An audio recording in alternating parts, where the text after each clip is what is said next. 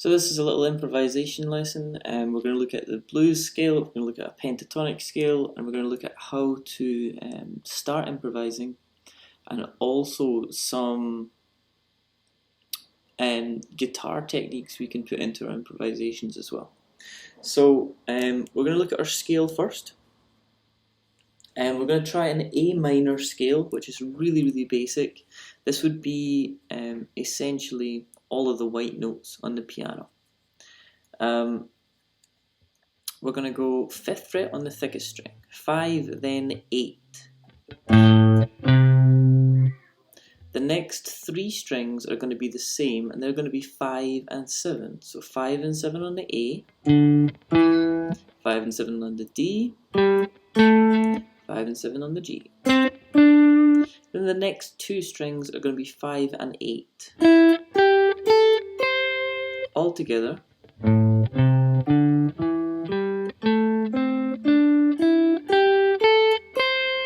then backwards.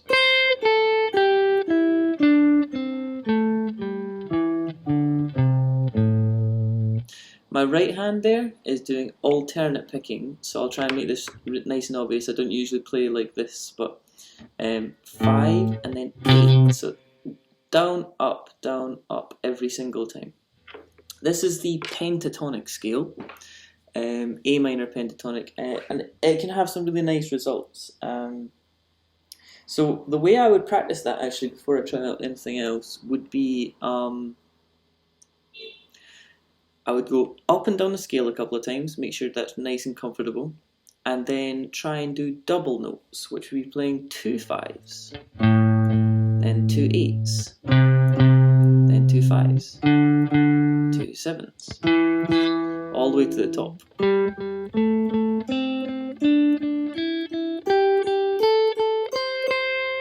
Then try and do triplets.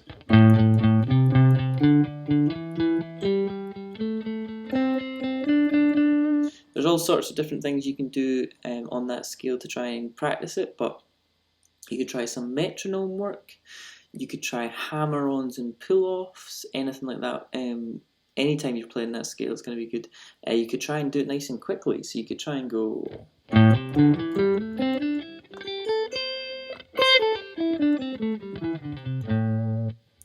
anything like that would be good. After you've got the pentatonic scale down, which is that one, and that's on A minor, and we know that because we're starting on this note here, which is an A. We would like to, we want to try and do a blues scale. Now, a blues scale has, in this position, 2 extra notes, only 2, which is quite nice and easy to remember, and I'm going to show you where they are. These blues notes can sound really good in lots of different styles, not just blues. So 5 and 8 to start with, same as last time. The next string, we're going to have our new note. It's going to go 5, 6, 7. As you can see by my hand, I'm using 3 different fingers. 1, 2, and 3. And that's 5, 5th fret, 6th fret, then 7. The next one is just 5, 7. The next one is 5, 7, 8. And I'm using my pinky on that one. Then it's 5, 8, 5, 8. Backwards.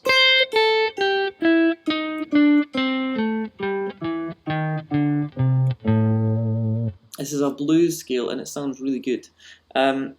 One thing I would note about those 2 extra notes, this 6 and this 8 up here in the pinky, those are an octave away, so they're essentially the same note. But also on your improvisation, a lot of the time you don't want to land on those notes and stay there. You want to move past them into something different, either moving past them going upwards or past them going downwards, but don't do a line and then as a full stop use that note. It might sound quite weird if you do. For example, it sounds a bit creepy or like a haunted house or something in a cartoon, but the same if you've done the other one. So quite sad or dark feeling there. I'm going to do a little loop and I'm going to show you some improvisation, so bear with me just now.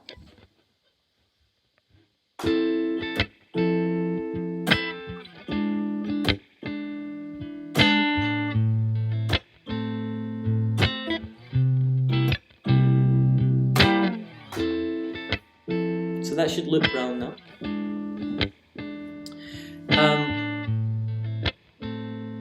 I'll do a little short improvisation just now, and then I'll talk through some of the things that I am going to do. Get back to the start of the loop. 2, 3, 4.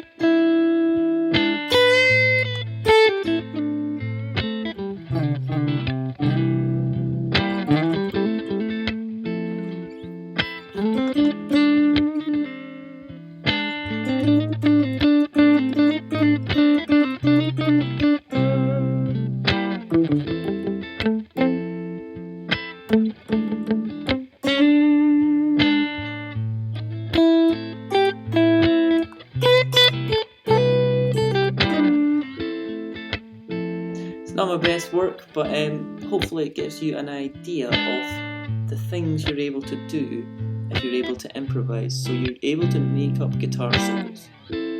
Now,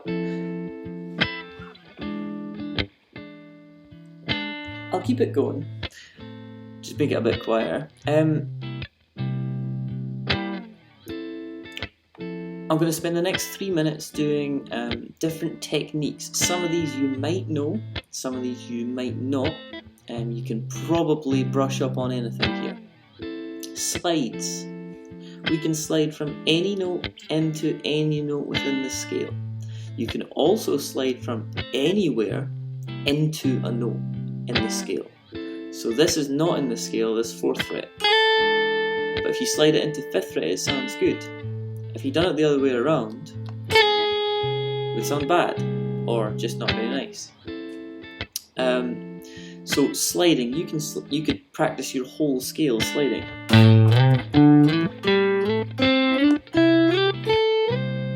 Sounds a little gimmicky, but it's definitely good practice in terms of your slides. If you're struggling with your slides, you need to keep your pressure down as you move the note.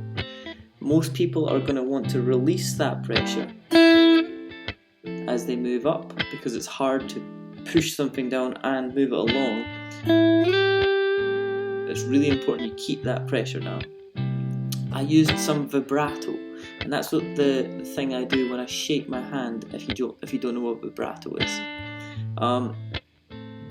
For me, vibrato can come in a lot of different ways, but we'll talk about them just now.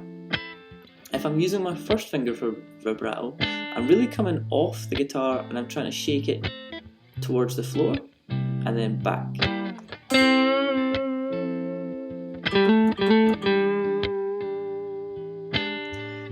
I try and keep my hand off the guitar at that point, and I bring my hand around a lot of the time. I'll take it out here and then shake it up and down. If you try and do this instead, you'll find it's very difficult. Hammer-ons and pull-offs. Oh, actually, we'll go back to vibrato just for a second. If you're using different fingers,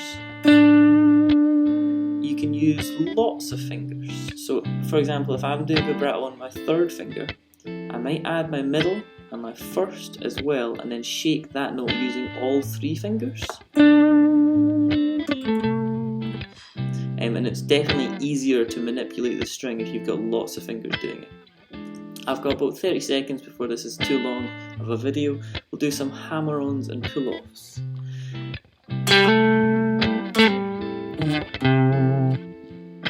Hammer-ons are exactly what they sound like. You play your initial note, in this case it's a 5, and then you use your 3rd finger to hammer on really hard onto the 7th fret, and that actually is giving you another note. So I'll play it only once, and I'm hitting it hard enough that I'm getting another note there. This is very useful when you want to start playing a lot faster. You don't have to do da da da da da da da da da da. You just have to do 6 notes on your right hand. And you can get 12 altogether, which is really handy. Pull-offs are more difficult, but they're not without your reach.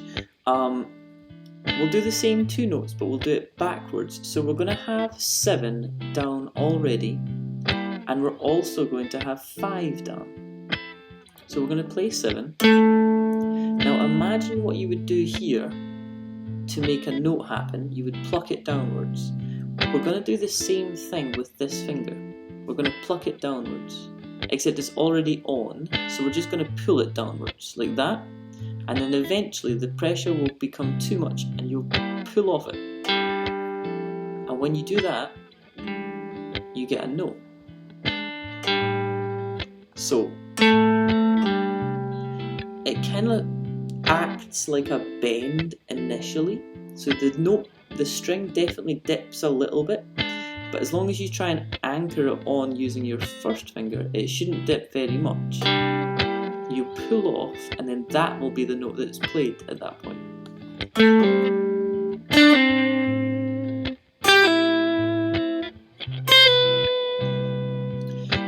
And you can pull off any note into a note within the scale as well. So that wasn't in the scale to start with, but I did pull it off into a note that was in the scale, and that's quite a funky little one. And again, it's just 1 note on the right hand, and you end up getting 2 notes after that. So that's hammer-ons, pull-offs, slides, vibrato. I'll make this a 15-minute long video, and we'll go over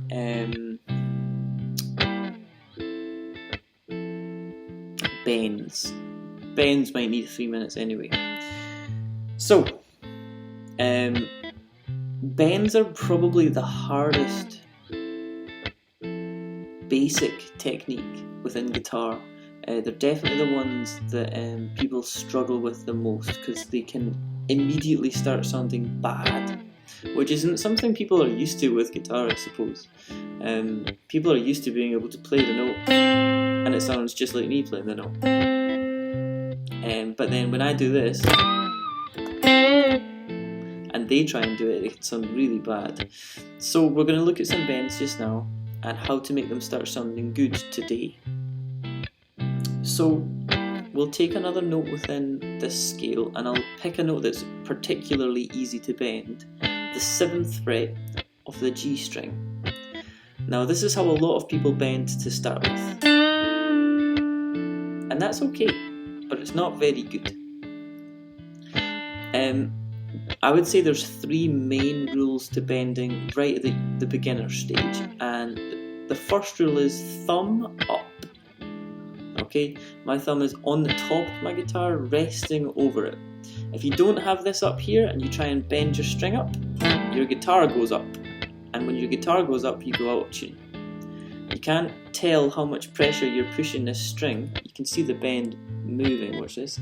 That's your string moving upwards. But I'm only able to do that by locking this neck in the same place.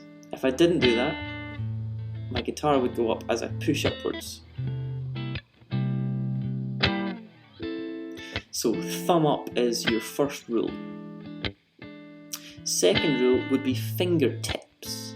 I don't want you to use your pads. I want you to use your tips. So right up at the top of your finger is exactly where you should be playing the guitar most of the time. I don't play with my pads like this.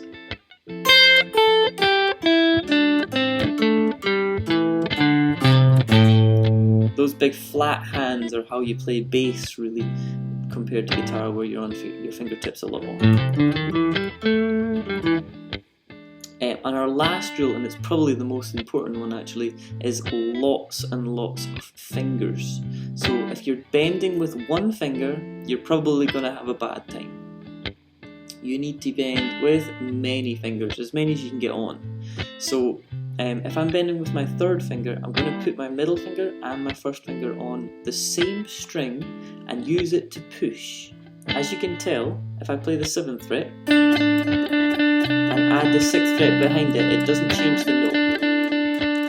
And the 5th fret, same thing. So I don't change the note by adding in extra notes behind it. So we want to use that to our advantage. Using 3 fingers, we can push it up and push it back down. If we try this as a little exercise, up and then back down. And we'll try a small one and then a very big one.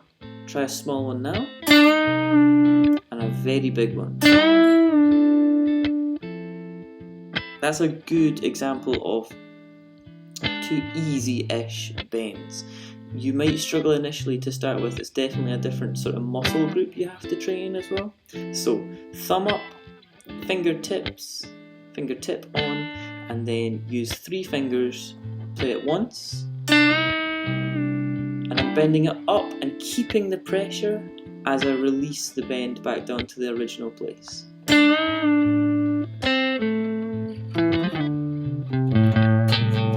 Okay, this is way too long a video anyway. I'll make more of these improvisation and